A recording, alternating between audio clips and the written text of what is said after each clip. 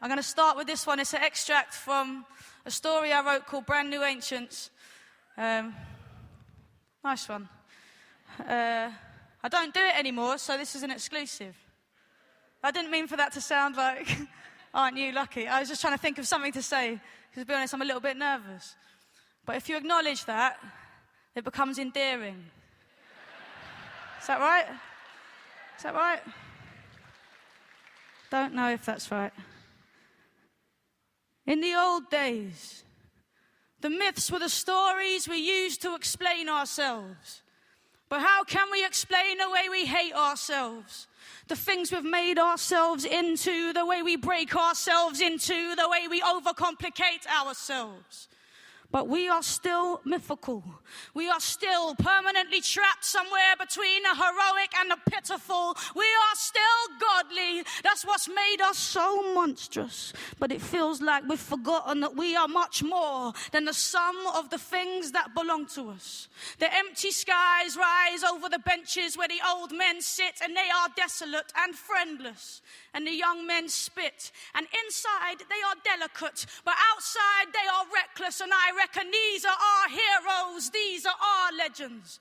You know, the face on the street that you walk past without looking at, or the face on the street that walks past you without looking back, or the man in the supermarket trying to keep his kids out of his trolley, or that woman by the postbox struggling with her brolly mate. Every single person has a purpose in them burning. Look again. Allow yourself to see them, millions of characters, each with their own epic narratives. Singing it's hard to be an angel until you've been a demon.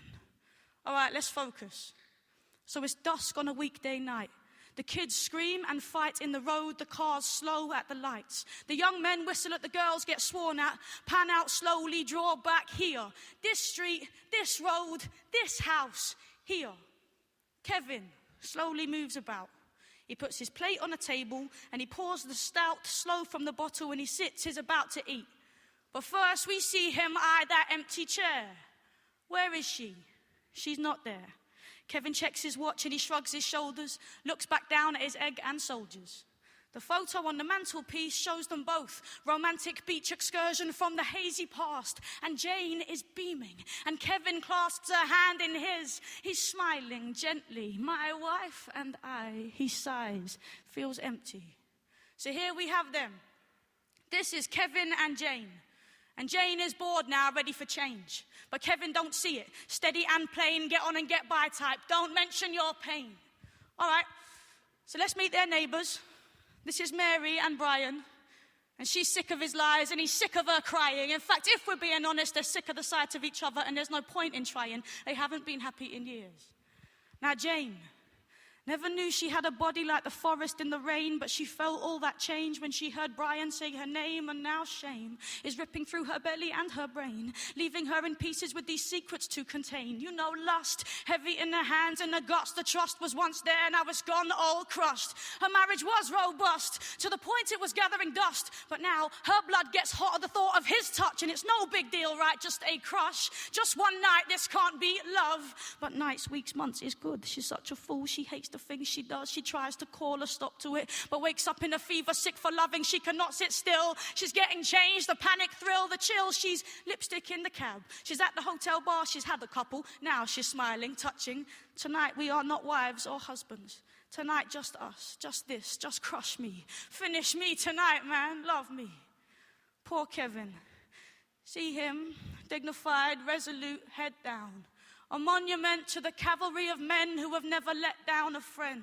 See him, eyes strained from staring too long at her empty chair while she gives herself away. And he knows it, he feels it all day but can't say. See him, majestic in smallness and quiet and no fuss, the boulder that won't budge.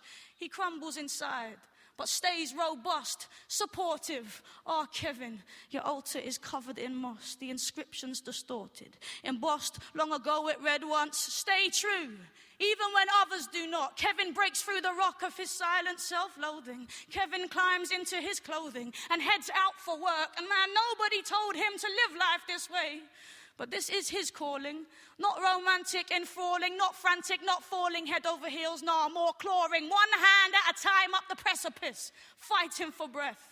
Kevin, a god who knows better than most how to settle for less.